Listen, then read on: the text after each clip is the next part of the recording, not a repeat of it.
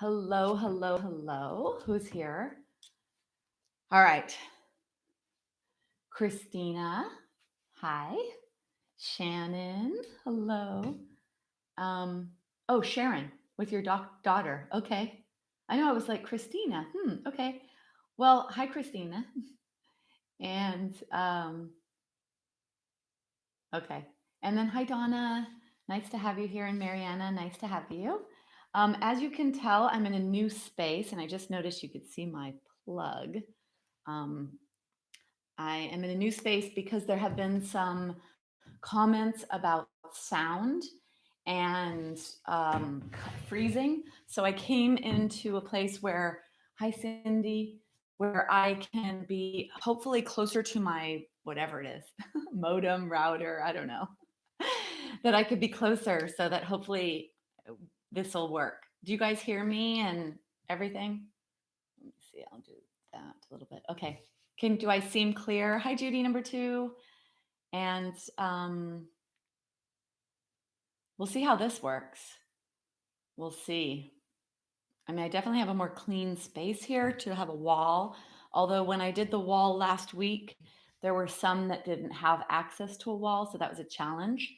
And I want to try to make this as doable for everyone. So we'll see. Make sure before we begin that you all have your props. So make sure you have either a step stool that you could use to put your hands on when we do the standing work if you don't have a block. I mean, a block would be ideal, a strap, a blanket, and then either a bolster or some pillows. That's ideal. And if you don't have those, looking for household items, step stool, a couple of books on top of each other would work as a block. We're going to definitely do some standing work today. Hi, Terry.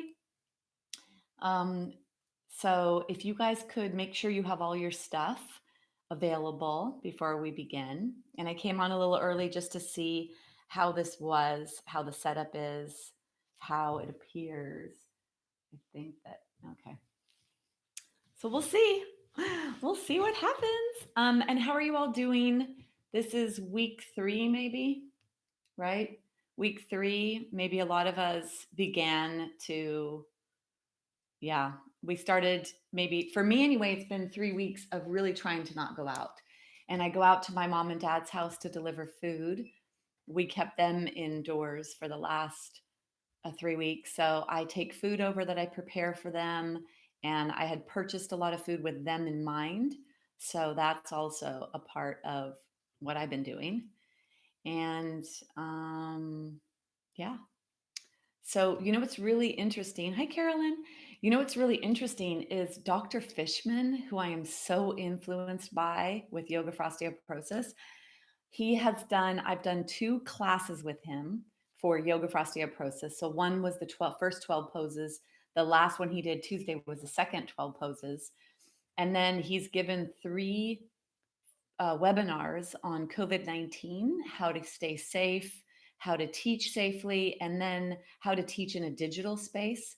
So it's been amazing. And I'm sending him emails and questions, and so bizarre. I have this like every week for 3 weeks. I've been in major communication with Dr. Lauren Fishman. So it's just wild. And, I think that my Yoga for Osteoporosis is really my baby.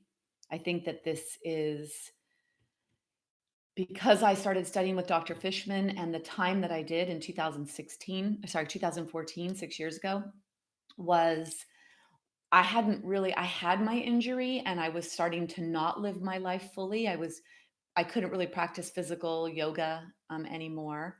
And so I wasn't going to classes to teach. I was studying with one teacher in particular that was very knowledgeable. And so his work not only informed me for Yoga for Osteoporosis, I took that into all my classes because he teaches rehabilitative medicine and he works with bodies all the time. So I felt that whatever he was teaching me to do was safe, and he's a yogi. So I felt very safe with that. And so Yoga for Osteoporosis is really my baby. And the work that I do in Yoga for Osteoporosis infiltrates into all that I do. So it's goes into everything else. And then hi, Rosanna. Yeah, Scott's not in here. He helped me get set up. So crazy this morning running in here because this is a new setup. This isn't a new part of the house to see if the it works better here. And although I'm not hardwired, I'm closer to the router modem. Hi, Lynn. So this is hopefully we'll see how this goes, how it is for us to be here.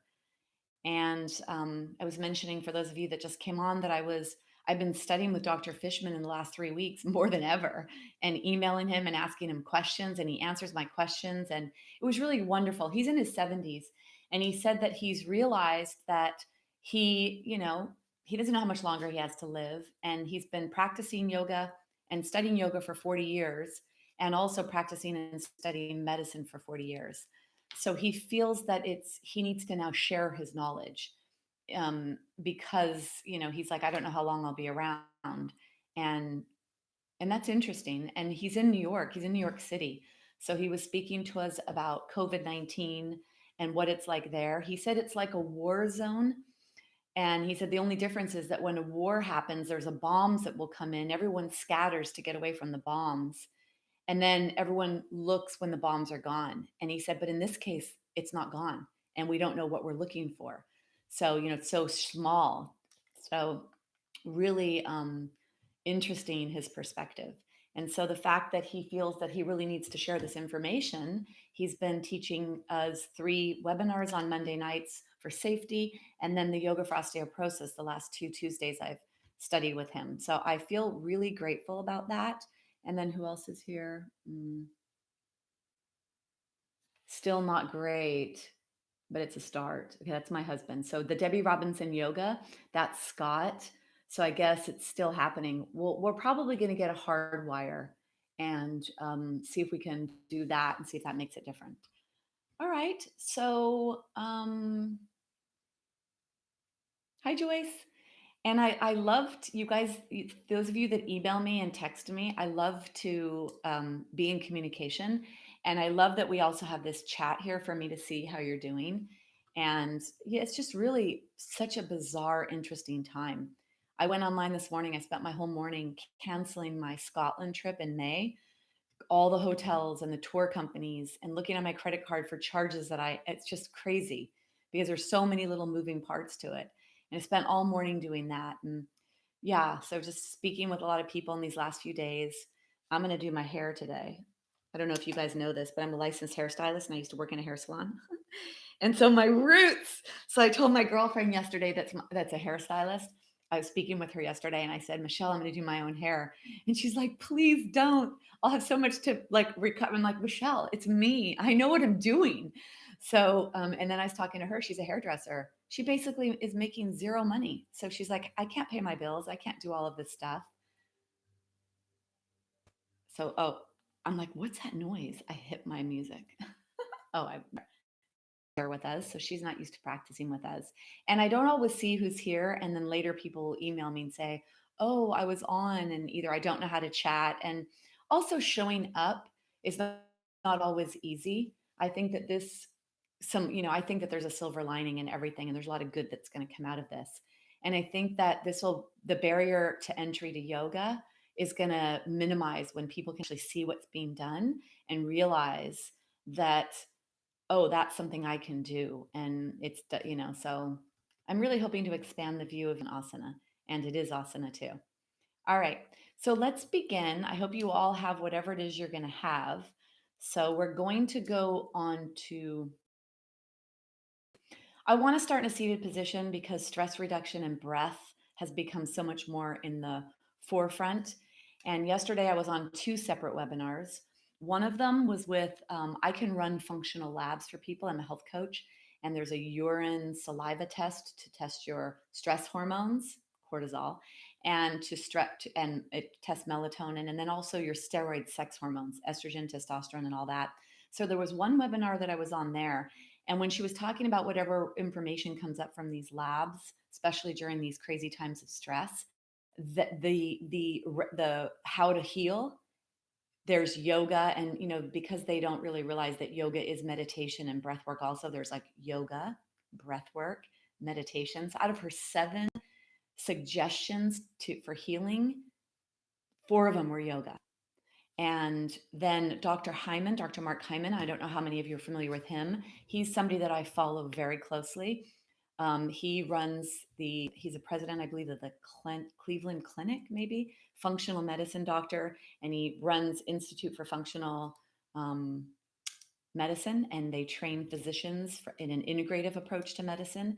So very current supplement guidelines. Food is medicine. He writes many books. He's fantastic.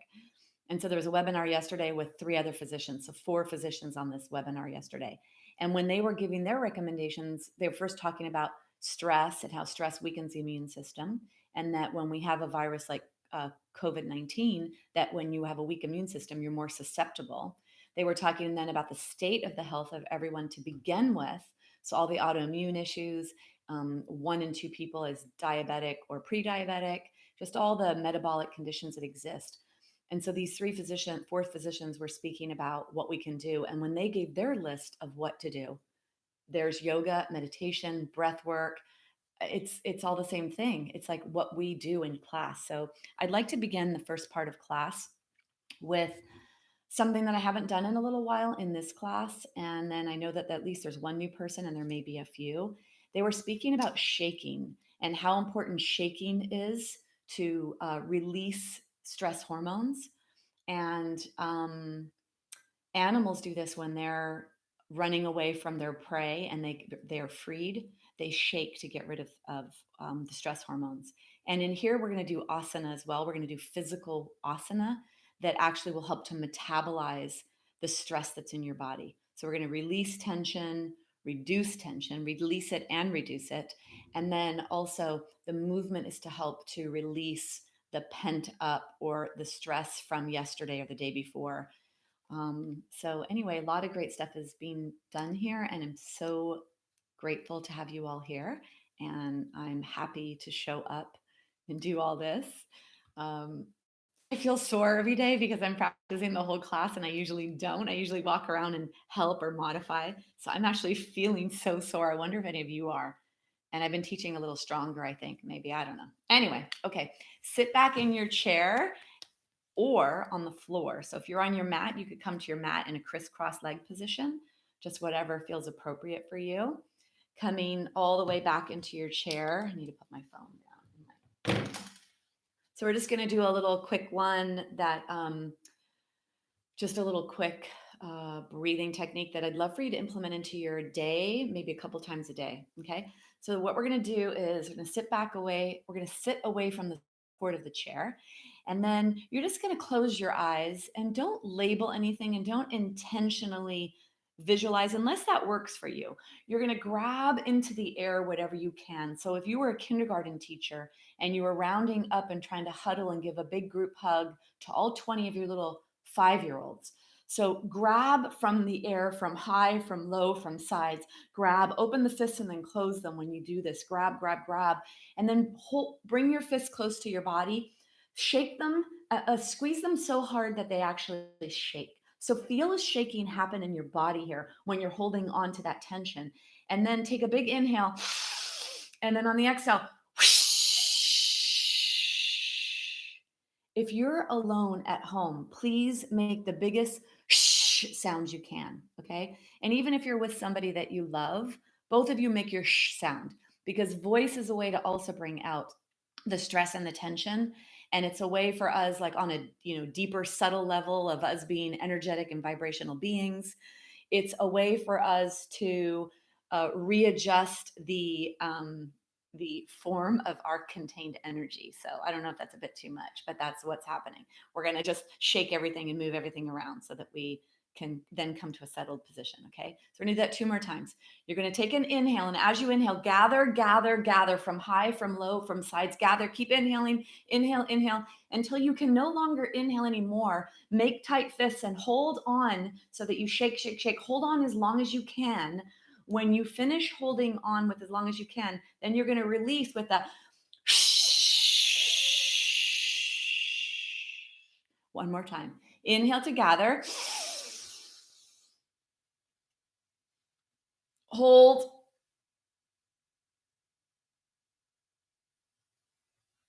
And then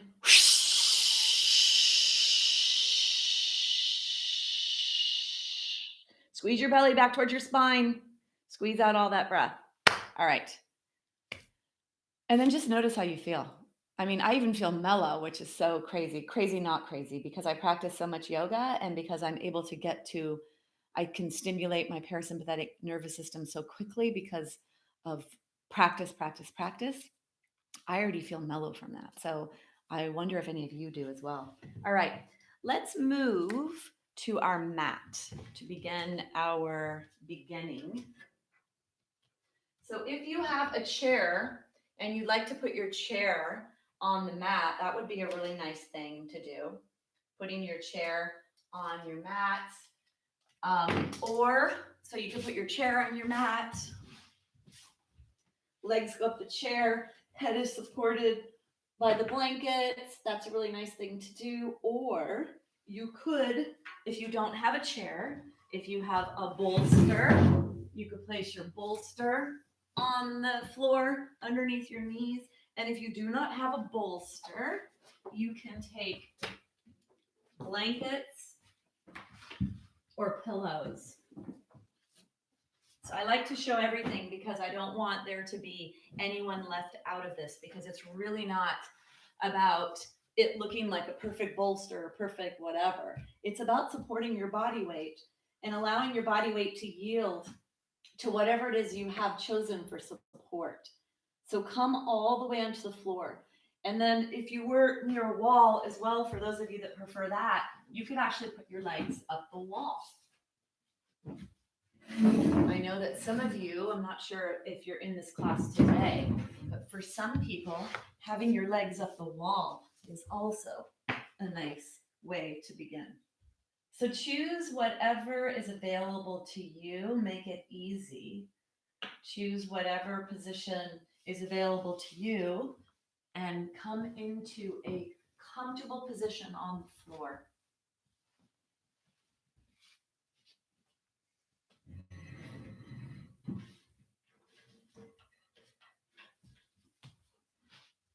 And then when you get to the floor, we're going to work on slowing down and dropping our energy. Yoga is about balancing your energy. Since we are energetic beings, every aspect of us is energy. So we're going to work on balancing the qualities of energy that exist in our bodies. Taking the arms out to the side, keep the shoulders away from the ears. So don't elevate the shoulders towards the ears. Let the arms be all the way out to the side, palms are up. And then allow the thumbs to touch the floor. Feel the support of whatever's supporting you.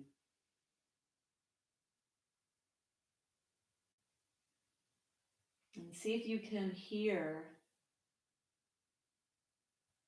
any birds singing.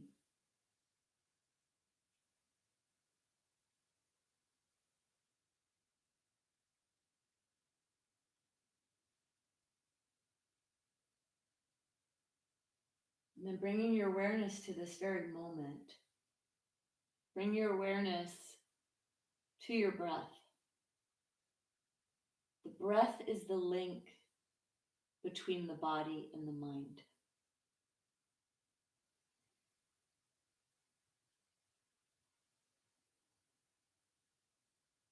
See if you could feel the heartbeat.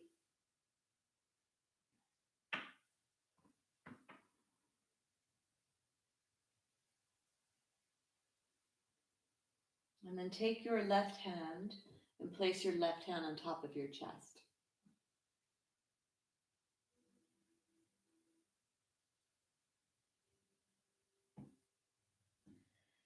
And with this left hand on your chest, just let it rest there. So let the forearm be on the floor if you can. Let your left hand be on your chest and spread your fingers wide so that you're touching as much of your chest with your hand as possible. And then begin to breathe in and out, feeling your hand rise and fall with your inhalation and your exhalation.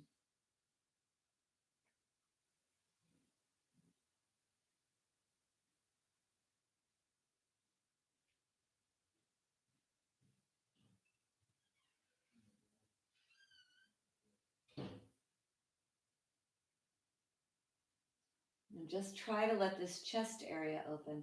And then take the right hand, place the right hand on the chest. Take the left hand off, or you can leave the left hand on, whichever you prefer. So that you get a lot of feedback that you're moving your chest with your breath.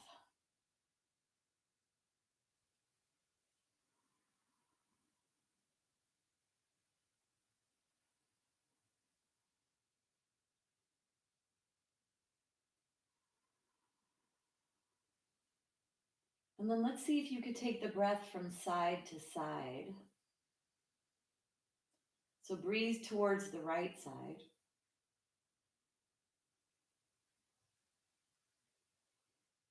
And then breathe towards the left side.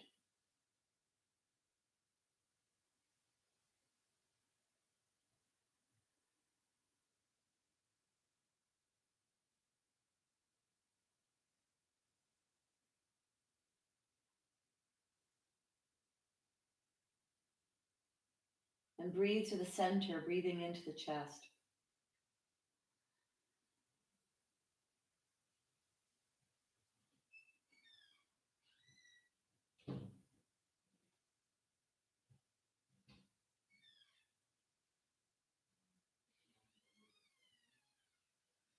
And then take your right hand down to your belly.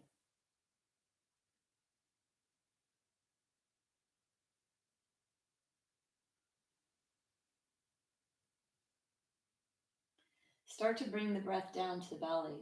So you feel the hand on the belly move. And then you're keeping the left hand on the chest so that you notice that the chest is not moving, that where the movement is down low in the belly.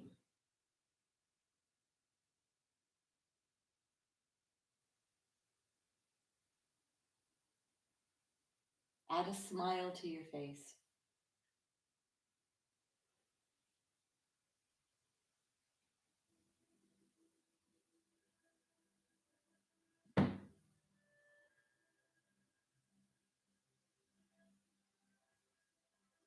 We're going to do a 3-part breath.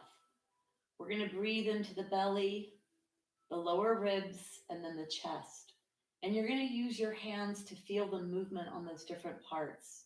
The movement on the belly and the movement on the chest. And the movement in the center is the movement upward or downward. So let's take a breath to clear. Inhale and exhale. Let's begin. Inhale, belly, ribs, chest.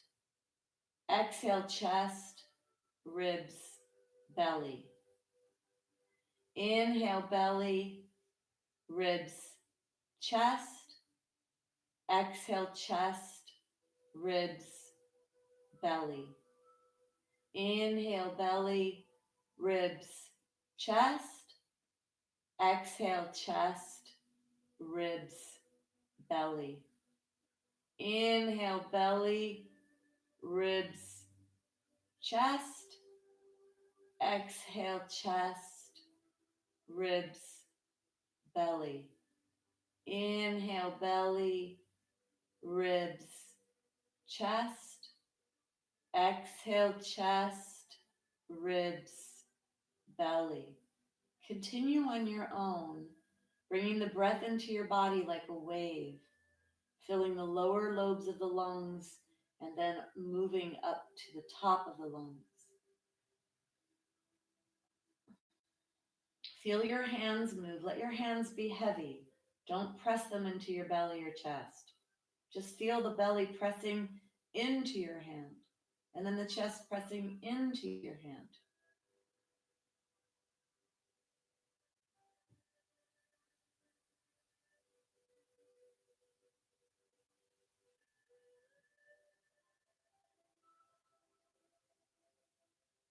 Continue with your breath.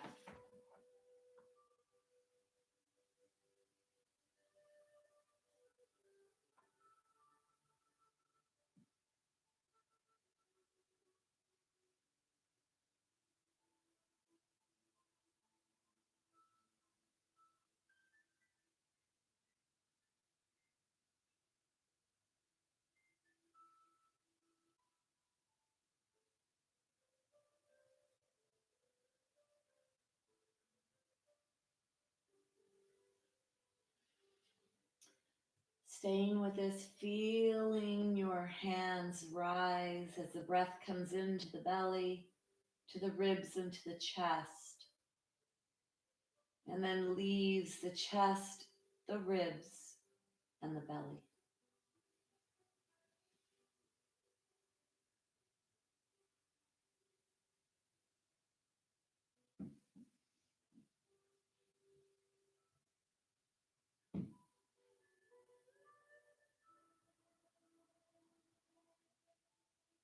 See if you could slow down the breath as slow as you can. So, like you're sipping the air in through a straw, so slowly. And especially on the exhalation, let the breath go so slowly.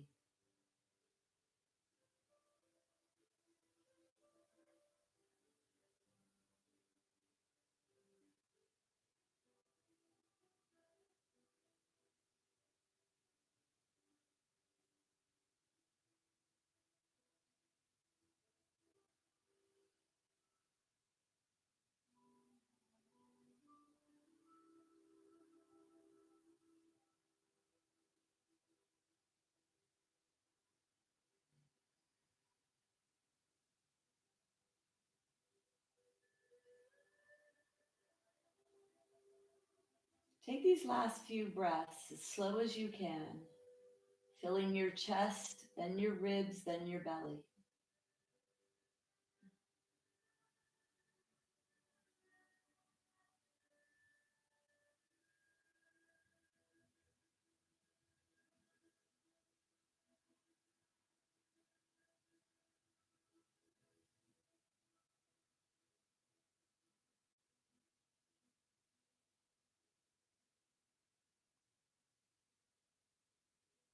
And then finishing your last breath.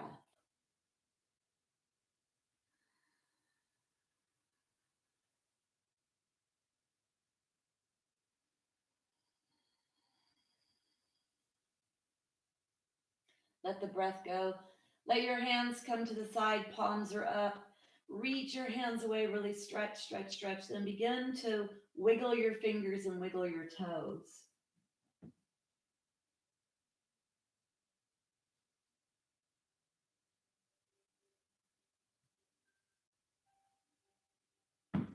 And then rolling your ankles and your wrists. And then bending your knees. Bring your knees into your chest, rocking side to side. You're going to rock onto your right side. And then you're going to open up your left hand. Let your left shoulder lead the way, not your head. Let your left shoulder lead the way as you bring yourself up to a seated position.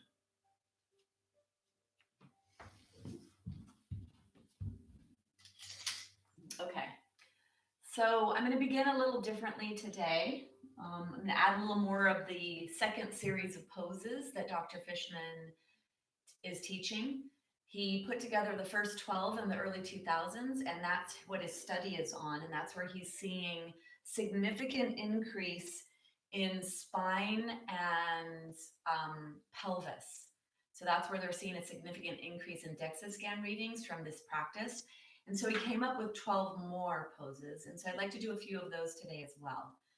So I would like you to have a chair if you have one. And if you don't, a wall will do. Okay, so let's come on to all fours.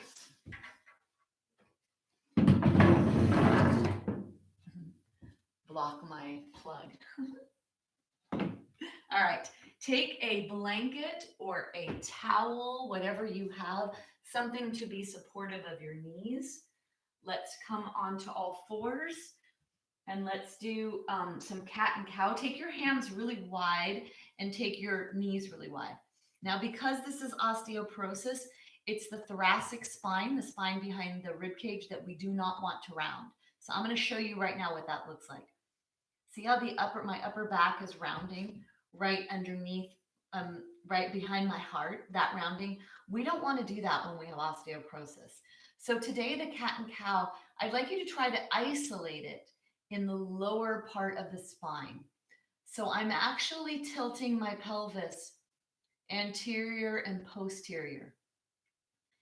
I'd like you to see, if you imagine that behind on your tailbone is a paintbrush or a Sharpie marker that comes off of your tailbone, and you're going to try to paint a line up the wall, and then you're going to try to paint a line down the wall so that you move your tailbone through flexion and extension, and that it becomes more about the pelvis.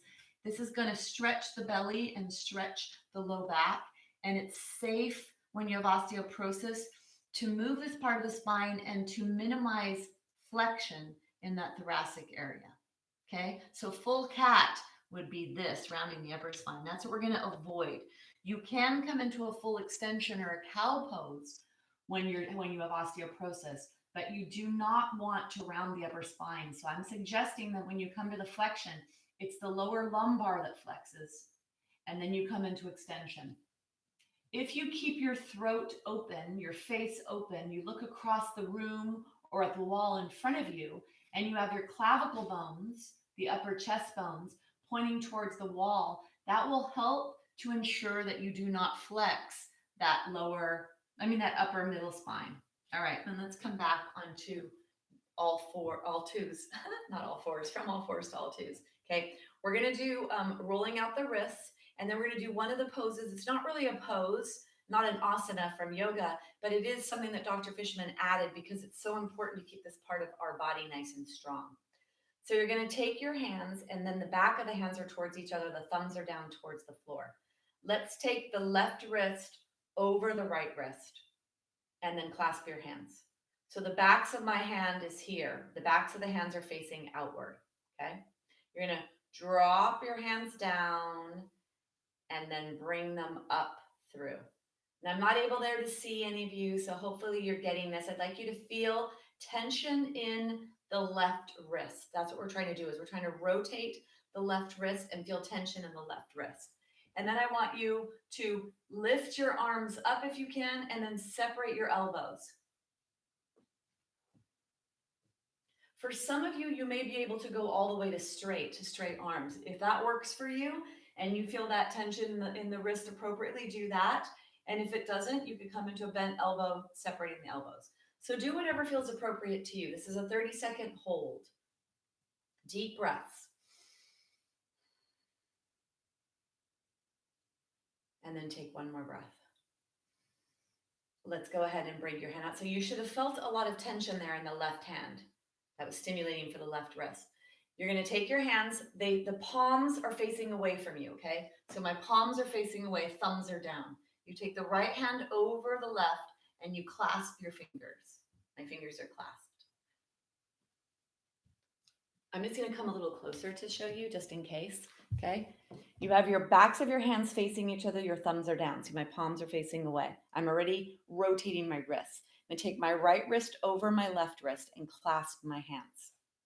I'm going to slowly lower the hands down, and this is rolling. If you look at my right wrist, which looks like your left side, right? Because, oh wait, right here, right wrist, yeah. And then we're going to turn around. So then from here, you elevate the arms, you move them out to the side. For many of you, you may notice that this is your tighter side. For those of you that are right-handed, we use that hand a little more often. And so you may feel that there's more tension in this right wrist. Like I cannot actually straighten my arms all the way out on this side. I can on the left, but not here. Lifting or elevating the elbows and then moving the elbows out towards each other. That's a way to intensify this, to feel what feels appropriate to you. That's what's important, is that it feels strong like to your edge, but not painful or uncomfortable. So you really need to get a lot of stimulation here when we're working on bone strength.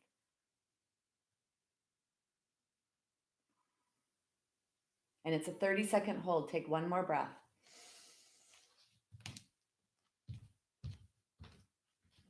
And then go ahead and release. Okay, so since we've been in our homes, I am adding a plank challenge to all my classes. I hope that many of you are trying to do this daily. So I would like you to count your breaths and make this more about breaths than about time. I will do the time for the 1 minute. I want you to get used to how many breaths you breathe per minute. And so when I do my plank, I usually do about 8 breaths in my plank. And so instead of looking at the clock to see, did I do a minute? I commit myself to 8 breaths. And then you'll notice that over time, and not in it's such a short time either, you'll notice that you actually gain strength pretty quickly. This is the total front body, so it's really a very wonderful pose for strengthening the whole body. Here are the options. This is the modification of the plank pose to have the lower body on the floor. Make sure you don't come into a hammock though. You need to keep your tushy up and your belly away from the floor. The full plank is to come into knees are off the floor. The other thing, if your shoulders don't like this, is to come into a dolphin version of this. Belly is off the floor. Make sure you're not too close to the floor. You need to be lifted away here. Or you take your knees off and you come into full dolphin. Okay? So you're going to choose which one works for you. Take your hands on the floor underneath your shoulders or your forearms. Let's bring our right foot back and then bring your left foot back and begin counting your breaths. Push your fingertips into the floor. Push your arms into the floor. Let the shoulder blades slide towards each other. Make sure all 10 toes are touching the floor. Make sure the pinky toes are pressing into the floor. And then push your heels back so you help to evenly distribute the weight. Deep breath. See the breath as energy. If you want this to be a little more challenging, press your left foot into the floor. Lift your right foot off.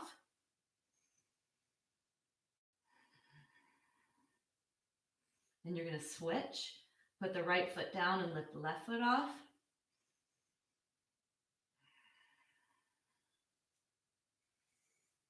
Put your foot down. Push your fingertips into the floor. That'll help with the wrists really strongly. Look down at your fingertips. Push them into the floor so you see them becoming white as you press the blood out of the fingertips. And then go ahead and bring your knees down. Woo! Come all the way up. Notice the acceleration of the heart rate. Come forward. Let's take an inhale and exhale. And then go ahead and shake. Shake, shake, shake. Okay. We're going to come to standing.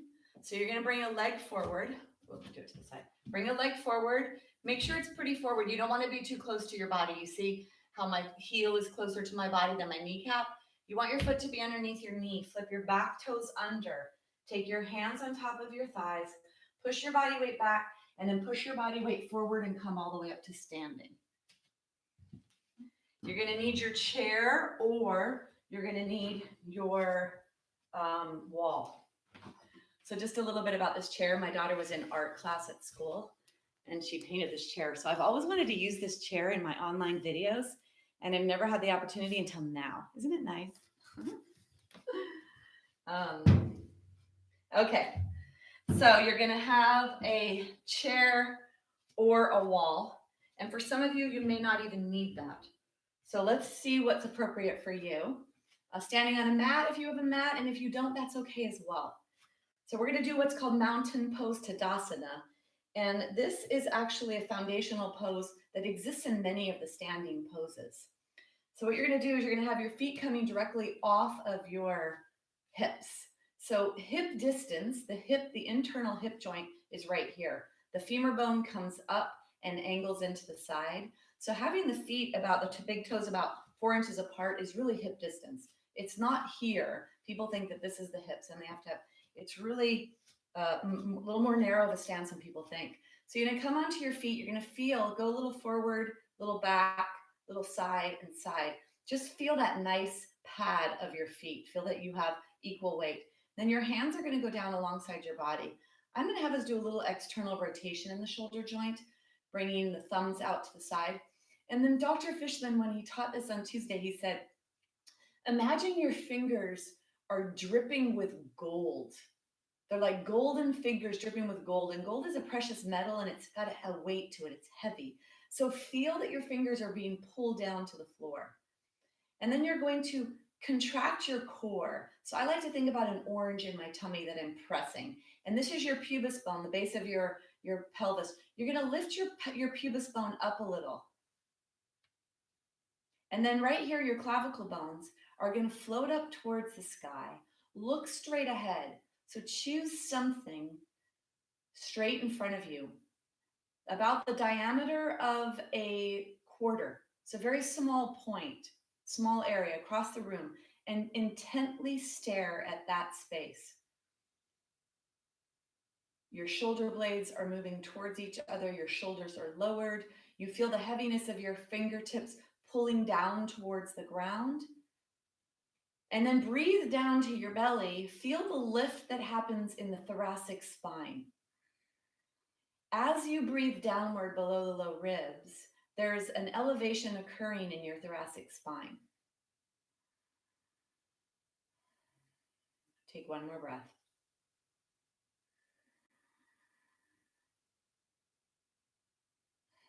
And then go ahead and come out of that. We're going to come into our tree pose, a standing balance pose. So you could either have nothing or you can have the back of the chair for support. So find whatever feels appropriate for you. Let's come onto our left foot first. So even if you were near the wall and you want to hold onto the wall, you could do that. Be wherever you need to be for this. You're going to push your body weight over to your left foot, come onto your right tippy toe. Move your right knee out to the side and bring your right foot in between your knee and your ankle. And then bring your arms out to the side. And if you need the chair, have the chair there or the wall, whichever you need. Deep breaths down to your belly. Feel that breath going down and feel that lift coming into your thoracic spine or your middle torso.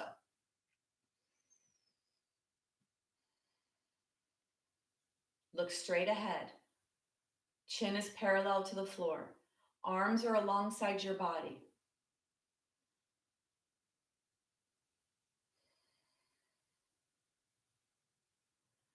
Ooh.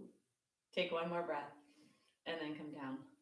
I've got my timer down low, so I look down. And I always say this in class, don't look down. If you look down, you're going to go down, okay? So try to keep your gaze straight up ahead. Let's push our weight now onto our right foot. Come onto the right tippy toe. Sorry, left tippy toe. Your weight's on your right foot, your left tippy toe, and then your knee goes out to the side. Pick your foot up, put your foot in between your knee and your ankle. Then bring your arms up. Deep breaths here. Look straight across the room at something that does not move.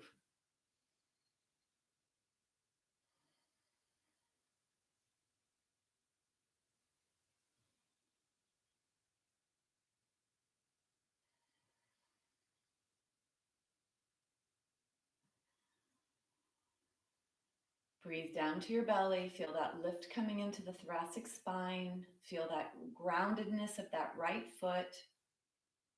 And then go ahead and bring yourself down. Okay.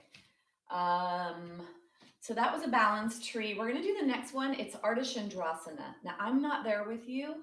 So please, safety is the number one thing here. Ardha is a very challenging pose. And we're starting off when you're not tired or fatigued in your muscles to do this. If you have a wall, I would love for those of you that have access to a wall to use your wall. For those of you that have a chair, I'm going to recommend that you have a chair with the back facing you so that you can use this back armrest. I want to show you what Ardha is. Ardha is half moon pose. This is what Ardha is. I'd like to give you variations and then we'll come up in it. So get whatever you need to make this happen. You're either going to be there. For those of you that have a pretty strong practice and you can do it in the middle of the room, which honestly is not very many people that I've worked with. So I think that this is a little more challenging and I want you to be honest with yourself and what's appropriate for you to do. Being against a wall is amazing because then you have the wall and you could let your body be all the way against the wall. And being against the wall is really lovely and safe, okay? So we're going to go to our left leg first. So I want you to have the chair near the left side of the body, or I want you to be near the wall so that your left hip, right, if you're going to do left, left hip would be near the wall, right? So if you're going to do left side, left hip would be near the wall. You'd start coming up to that. And if you're going to do, you could try to have a block down low, or you can have your chair there, okay? So I can't see you, which is why I need to give a lot of instructions so that you all keep yourself safe. Take your left toes to face towards the chair or to make them parallel to the block. And if you're going up against a wall, your left pinky toe edge would be parallel to the wall, okay? Then you're going to bring your body weight onto that left leg. And you're either going to put your left hand onto the chair, or you're going to put your left hand onto the block. And then you're going to lift your right leg so it's parallel to your body and open up your body to face forward. The left leg that you're standing on, you could have a slight bend in that knee, or you can straighten that leg, whatever feels appropriate for you. Take your arm overhead, and then you can reach your arm overhead if you'd like, or leave your arm here. So you're either with the block on the floor, or if you have the chair, you've got your arm on the chair, or you're up against the wall. Choose what's appropriate for you. And then your head, make your head level with your body. Don't let your head be higher than your body. Gaze can be forward, or gaze can look down at the chair or the floor. And then you're going to bend that left leg and bring yourself all the way up. We're going to switch to the other side. You're either going to bring the chair with you or the block. If anyone is practicing with us that has a very strong practice, you don't even need to have a block to come into Ardha Chandrasana. So Ardha Chandrasana can be done in the middle of the room, okay? But this is not about showing off or proving that you could do something. This is about strengthening your body, stacking your joints, keeping yourself nice and safe. So please choose what's appropriate for you. And if it's the first time that you're doing this, even if you do have a pretty strong practice, using a support at first. The wall is really great to take the balance out of it and to work more on the strength. So you're going to bring now your right foot to either face the chair or be parallel to the block or parallel to the wall. Bring your right hand onto the block or the chair, and then lift your left leg. And then lift your left arm. So keep the leg at the height of the body if you can, and then lower the head so the head is the same level as the body. Contract your core, so push your belly button to your spine. Put a slight bend in the standing leg if you'd like. You could take your hand and bring your hand overhead. Whatever feels appropriate. This is a pretty strong pose. Balance, flexibility, and strength. And then to come out of it, you're going to bend your standing knee and bring yourself all the way down. Perfect. Okay. So here I would like you to have a chair. And this is what's challenging when I don't see what you all have. I'd like you to have a chair. You don't have to have one. So chair or the wall. Okay, so either the wall here, we're going to bend into chair pose. You could do it with the wall, or you could do it with the chair. Or you could do it in the middle of the room.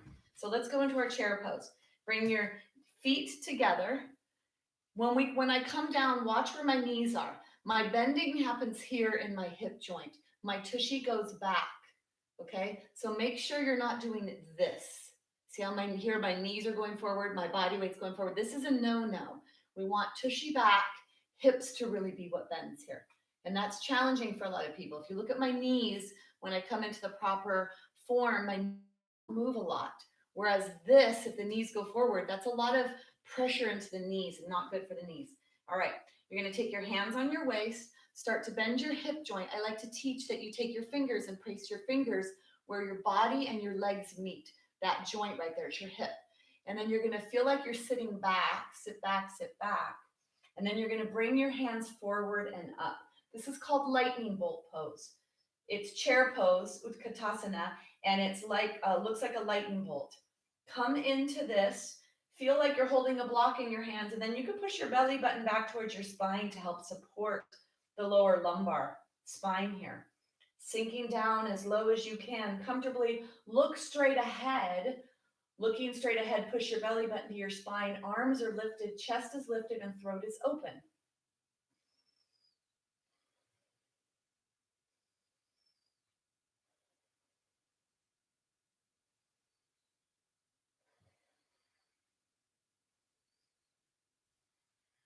Take one more breath, and then take your hands together in prayer. Push yourself slowly up to a standing position. That was Utkatasana chair pose. All right. You're going to take your block, or you're going to take a chair. So either one you're going to use, a block or a chair. I'll show you with both, and then I'll do the second one without. Okay, so bring your legs really, really wide. We'll go to your right side first. I'd like you to have an understanding of this. If you have a chair, bring the chair over to your right a little, sorry, your left, right? Bring the chair over to your left side. Bring the chair over to your left a little bit more. And then if you're going to use the block, you're going to take the block on the back of your leg here. You could also do this triangle pose up against the wall. So triangle pose could be done with your body all the way against the wall when you do this. Okay, so that could be done as well. Legs are straight. I think I might have mentioned right side first, but here we're on the left. Okay, left is left foot is you're gonna pick the foot off the floor, move the foot to face to the left, and then pick the right heel up, move the right heel away from you. So your right foot is angled in a little bit, and your left foot is angled out to the side. Your body, your legs are straight here. The folding takes place in this hip joint. So reach your left hand away and bring your left lower belly closer to the top left thigh. As you reach away, reach up with that left arm, and then you come down. You either put your hand on the back of the chair or you put your hand all the way onto the block. Arm is up towards the sky. Keep your right leg very active. The energy goes down the right thigh all the way to the pinky toe edge of the right foot. Lift the right arch off the floor and push the right big toe into the floor. Push the left big toe into the floor as well and activate that leg. Push your feet into the floor, pull the energy up into your body, spiral your body forward. Triangle pose, Trikonasana. Great for a lot of aspects of our body and health. Good for posture, good for scoliosis, depending on which side you have it on. Great for osteoporosis, osteopenia. Not getting any of them. Take one more breath. And then you're going to push your feet into the floor. Keep your legs straight. And you're going to bring yourself slowly all the way up. Okay? I'd like to teach the next side without a chair, just for visual, but I'd like those of you that need a chair to please use it.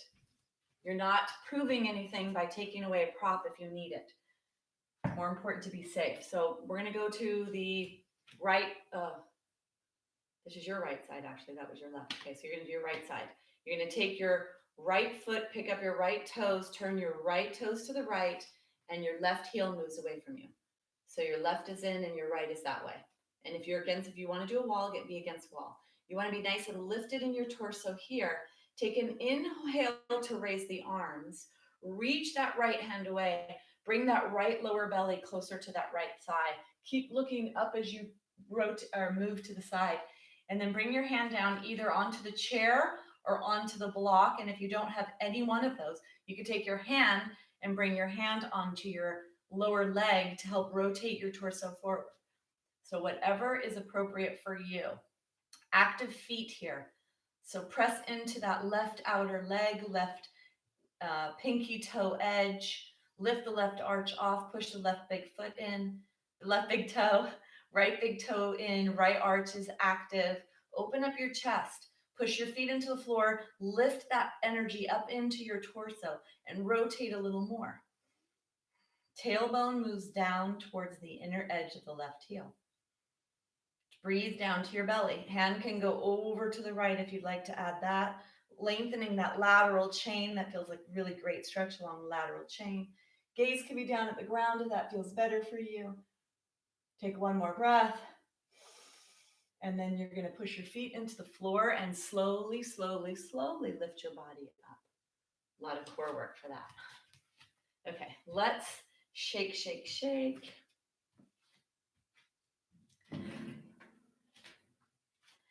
The next pose I'm going to teach is camel, and I don't teach this one that often in class, so even if you practice with me, this may not be a familiar pose for you. I prefer to teach this in the chair, so if you have a chair, that's great. If you don't have a chair, I'll teach you how to do that in a second. Okay, so you're going to come to sit on your chair happily, right? Probably thought you would never ask. Yeah, today's a little challenging, maybe standing a lot. Okay, so to do camel, you're going to come with your hands behind you, And I have my fingers facing away from me. So my fingers are facing backwards. They're not facing forward here. Actually, I'm going to let you decide. I think it actually feels better to have the fingers facing forward. You're going to come to the very edge of your seat. And the key with camel is this. So this is me in a normal position. I'm going to let the lift occur right here at my clavicle bones. So I'm going to press my hands into the chair, slide my shoulder blades towards each other, and lift my chest to bring extension, which is a back bend, into my thoracic spine. So this is basic camel. This may be where you like to be. Or if you'd like to come into a little bit stronger pose, lift the lower body off, still lift the chest up towards the sky. Deep breaths into your belly.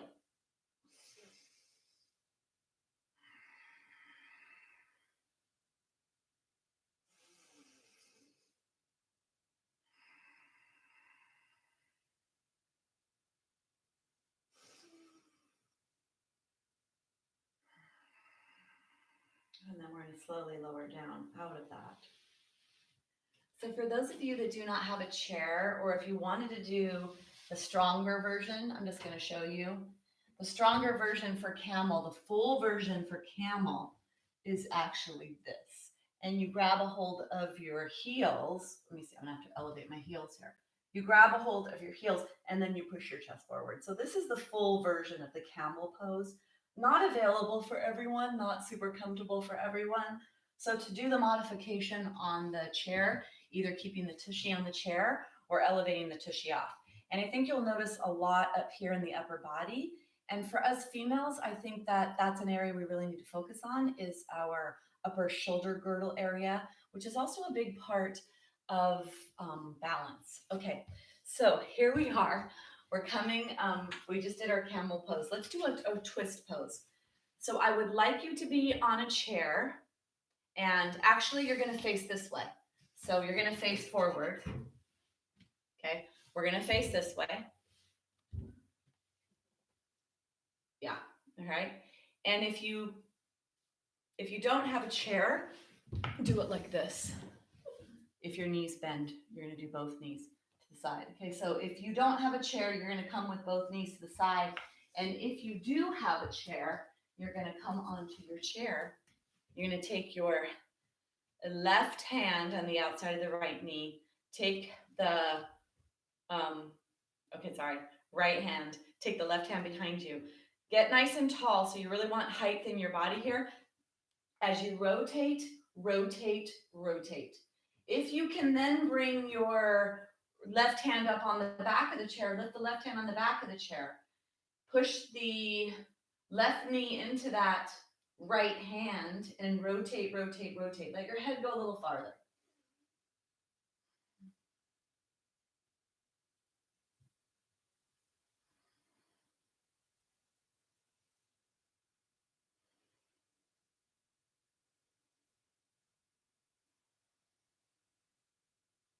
Take one more breath.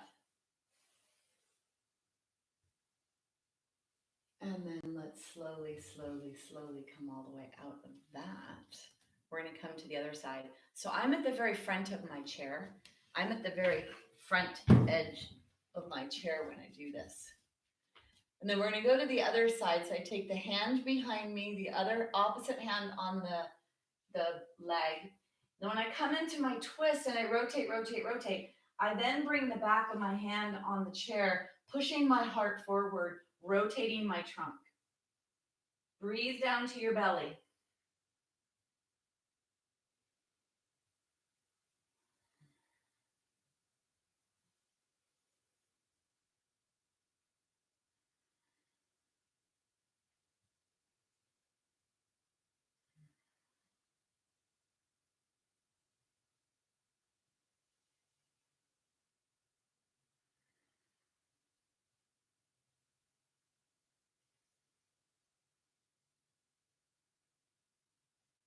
Take one more breath. And then let's slowly, slowly, slowly come out of that. Okay, perfect. Okay, we'll go down on the floor and we'll do some of the poses that are done on the floor. So for this, I would really like it if you had a strap. So you could use a strap. If you have a strap, you could use a band. If you had that exercise band, I know a lot of people have these at home because physical therapy gives these to people. And so a lot of people do have bands at home. Or you could use a towel. So a bath towel, preferably. I think that the kitchen towel may be a little, that might not work. So if you do have towel, make it a bath towel, pretty big towel. Okay. And then we're going to have a blanket at the back of our head. So again, this could be a blanket or it could be a towel, whatever you have access to in your home. Then bring yourself onto your uh, onto your body. Did I mention to have a block handy as well? So before we come down, please get a block or a book or another towel, or it could be that bath towel that you're going to fold, because we could take towels and fold them and use that as support as well. All right, let's go ahead. And so with osteoporosis, you want to make sure you don't round that middle spine. Bring yourself to the side, reach your hand away, come all the way down into the floor. And it feels pretty good to be on the floor, doesn't it? Let's bring the left knee in and let's warm up the hamstring here, even though we've done quite a bit with the hamstring and stretching the legs. Using body weight in the standing poses can help to warm up the legs as well. And then do the same thing with the right leg. Bringing the right leg in, inhaling and exhaling to unbend and bend.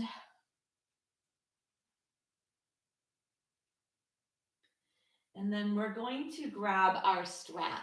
So this is one of the new poses in the practice. This is a forward fold with two legs. What I'd like you to do here is I want you to hold on to your towel or your strap, one in one hand, one in the other. So that's important. And then you're going to, depending on where you are, so if you could see that my shoulders are off of the floor, right? I want my shoulders to be on the floor. That's going to be something we're going to move towards. So from the beginning, when you choose to be, depending on how high up you depend to be, try not to go too high, because when I get you to put your shoulders onto the floor, it's going to bring your legs closer, and that may be too intense of a stretch for some of you. So some of you may be here, especially beginners may be here, arms are off the floor, the shoulders will be off the floor. Both of my legs are straight and there's a little space in between my legs. So come to wherever you can and then wrap your hand around the towel or around the strap, wherever you need to be, okay? Then when you're here, I want you to bring your awareness to the shoulder, and you're going to bring your shoulders to the floor. And that's actually going to bring your knees, your legs closer to you. Come wherever you can, bringing your legs as close as you can get them to yourself. Feel that stretch behind both thighs. Take deep breaths there. Really press the shoulder blades into the floor. Press the shoulders into the floor. Shoulders and shoulder blades into the floor.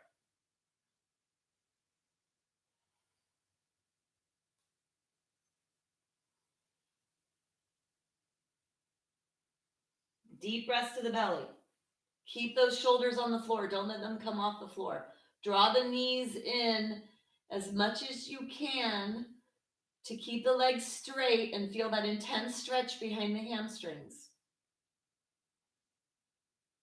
And then take one more breath. And then let's go ahead, take the tension out. Let's keep the left leg in the strap.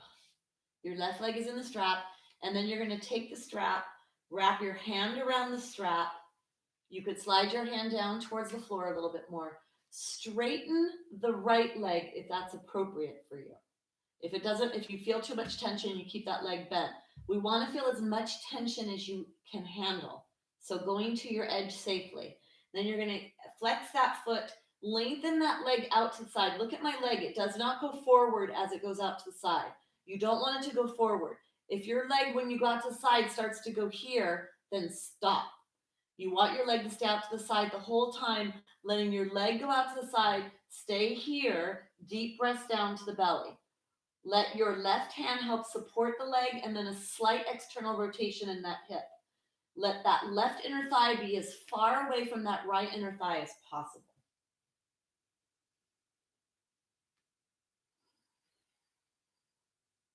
Supta Padangusthasana number 2. Stretching the adductor muscles that are attached onto the ischial tuberosity, the bottom of the pelvis. So really important for osteoporosis to strengthen the pelvic area, especially this area that could be so precarious in the body. And then you can bend that knee, bring that leg back up to center. We're going to switch. You're going to take the right foot now in the strap. Take the strap into the right hand. Slide your hand down the strap and then wrap your hand around the strap. If you've got a towel, hold on to the towel and try to wrap as much as you can with the towel. Then you're going to straighten that left leg. As you go out to the side, pull the strap up towards your head so the leg stays high as it goes out to the side. It doesn't go forward down towards the foot part of the mat.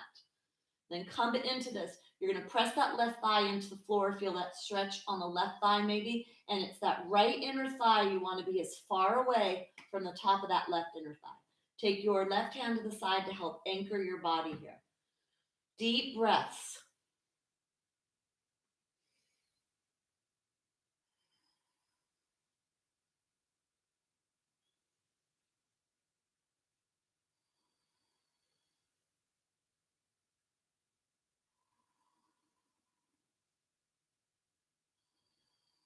And then go ahead. You're going to bend that knee to bring yourself back to center. That was Supta Padangusthasana number 2. Let's take the strap out to the side. Let me see what time it is, how much time we have here. I look at my clock to see my phone to see how much where I'm at time-wise. All right, perfect. Okay, so we're going to do the twisting pose. This is one of the new ones in the practice as well. All right, you're gonna bring the knees up. We're gonna go to the left first. I'd like you to be able to see this. You're gonna bring the knees up. And then you're going to rotate towards the left. Keep your hands on the floor. Right hand, left hand is on the floor. Go to a place that you can actually support holding your legs here for 30 seconds. If you want this to be a little bit more intense, you can unbend the legs. You're holding and suspending the legs in the air. Use this arm to help be helping you support. And press your belly button to your spine here.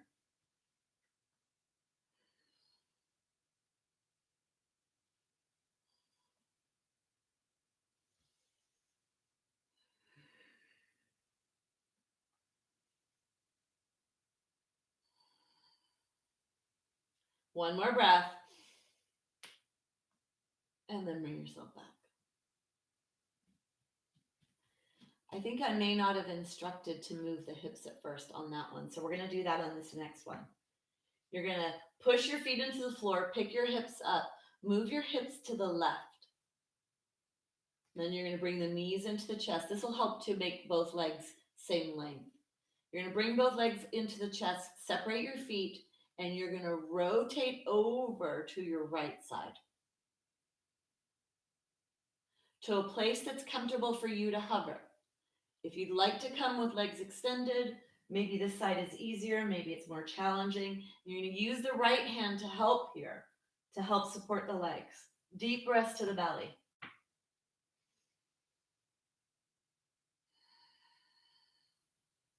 Try to keep both shoulders on the floor, both shoulder blades.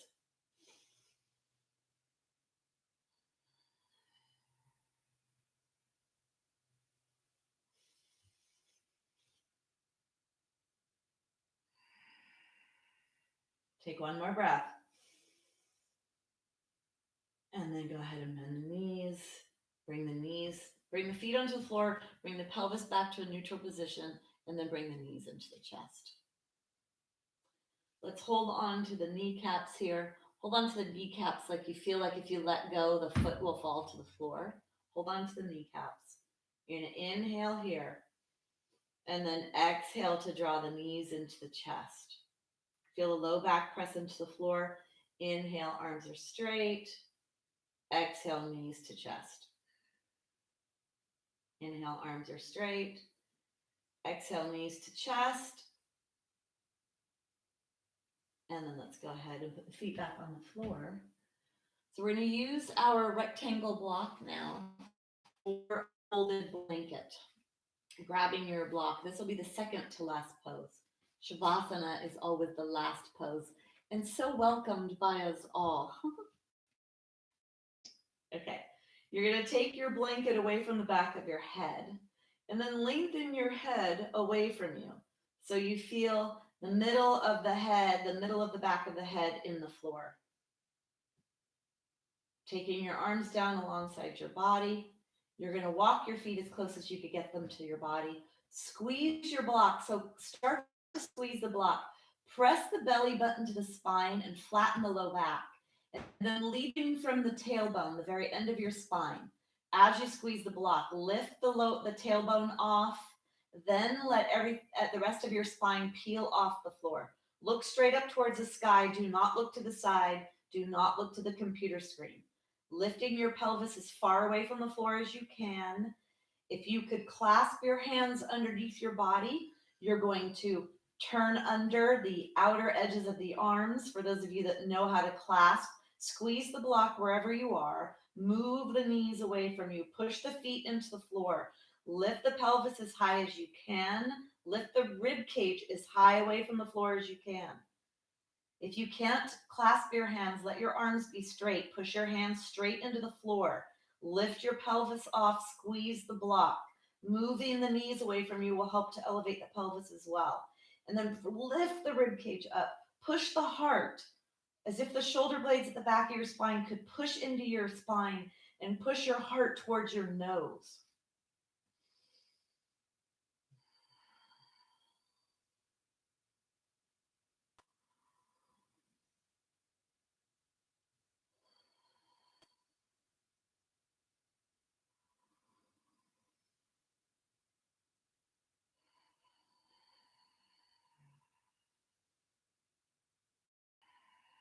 Push your big toes into the floor. Squeeze the block. Move your knees away. Push your heart up towards your face.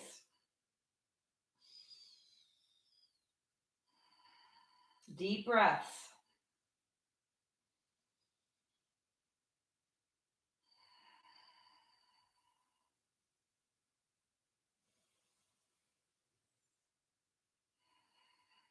Take one more deep breath.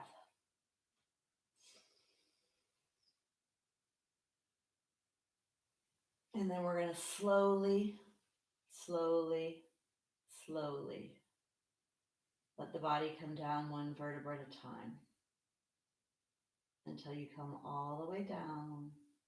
Let that relaxation come into your body.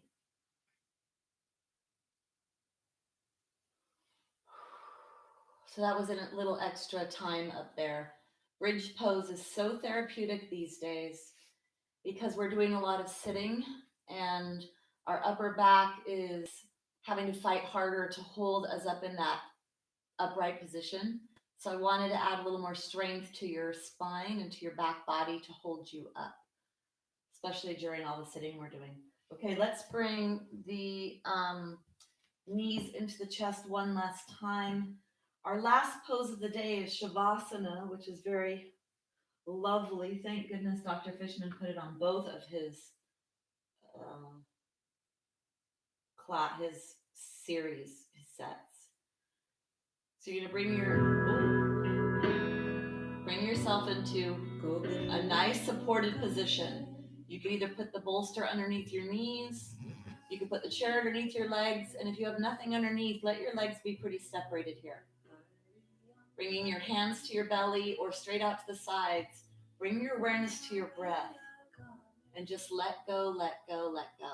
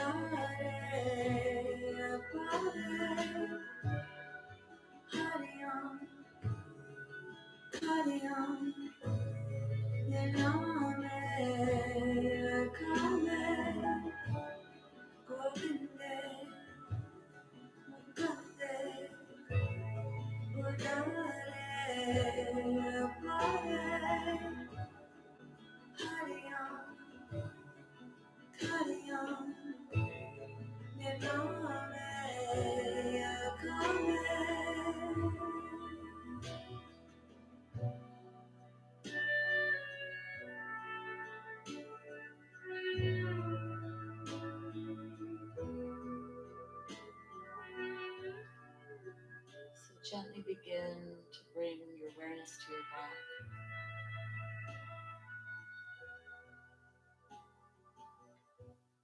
Start to bring awareness to your fingers and your toes. As you start to wiggle your fingers, wiggle your toes, and then gently roll your ankles and your wrists.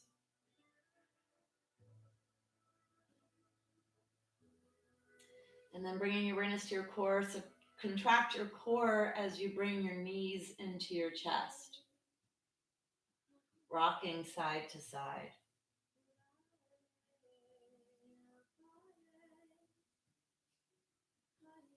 And then rock all the way onto your right side.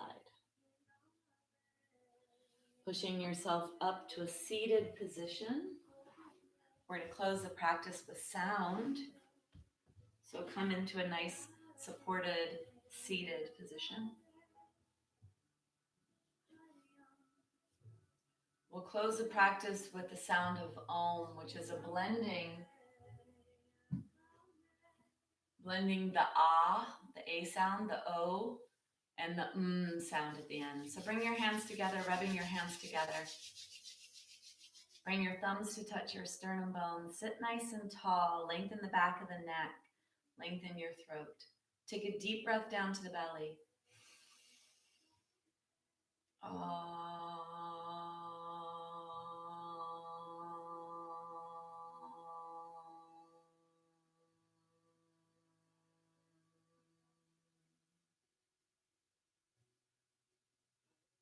We bow to each other in namaste.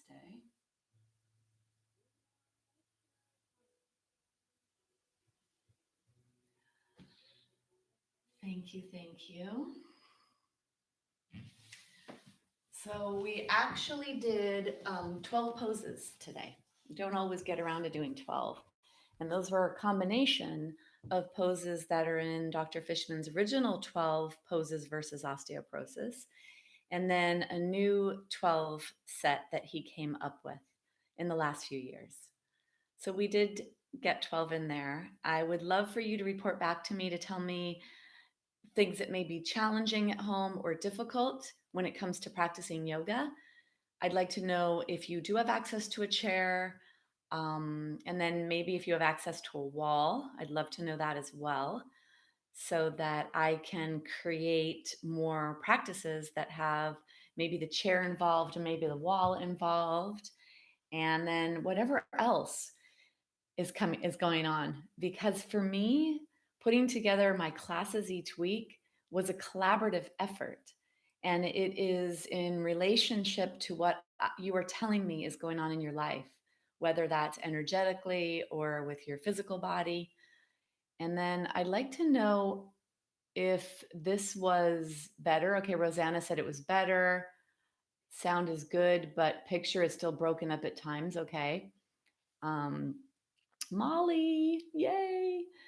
Um, Great, Shannon. I'm glad you like that. Lynn, Carol says hi to Joyce, because you guys are room partners, right? You're in your location in the room is right next to each other. So um, Jeannie, so grateful to have you. And perfect. And then Sharon, I hope your daughter enjoyed the class. And yeah, it was challenging. And when we're being challenged, there's a couple of things that happens. Typically, we have to be in the moment. We're wondering, oh my goodness, how much longer is this going to last? Or is this okay to be here? We're usually so present moment focused when we're challenged, and that's a good thing. To bring your body into this present moment is where the healing zone is in the body. So that's my intention. It's kind of keep you with me, since we've got these barriers in the space between us. Yeah, perfect. All right, well, thank you. Okay, my husband said that the connection seemed to improve once everything got started. Okay, so yeah, maybe it'll be in here as well. Is the lighting okay? I definitely feel when I'm closer up to this, like if I look at my face, I'm like, oh my God, I got more wrinkles in this room. um, Maybe, I don't know, whatever. Hi, Nancy. Good picture, good sound. All right. And then Judy, number 2. Sound is very good via phone, not good on PC. Okay, perfect. All right.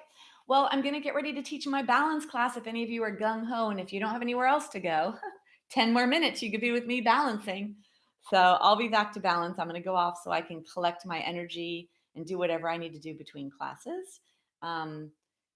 Terry, maybe you could come to my next class. I'm teaching a class in 10 minutes, balance. So if you can join us, try it on your phone, try it on your iPad, your computer. And then for those of you that know how to do it, you could put it up on your big screen. And I know that some people are doing that. Good, Christina or Sharon, whoever is responding to me. Thank you so much. I just uploaded 2 cooking videos. Well, one because I need to check the other one. So I'm teaching cooking. I'm going to teach cooking classes or cooking videos at home, and hopefully you have some of the supplies that I find around my house. I cook and I teach cooking classes. I don't know how many of you know that. And so I have put up a few videos, and I'm working on more, and I'm going to put up a lot more. So if you guys could also send me emails of this is what I have at home, how do I do this? So I'd love that. If you could send me something you have at home. I'd also like to know if you have things like garlic, onions, celery, carrots, because those are kind of basics in the kitchen. So anyway, I better get off so I could do what I need to do before my next class. Thank you for joining me, and I hope to see you in another one. Bye.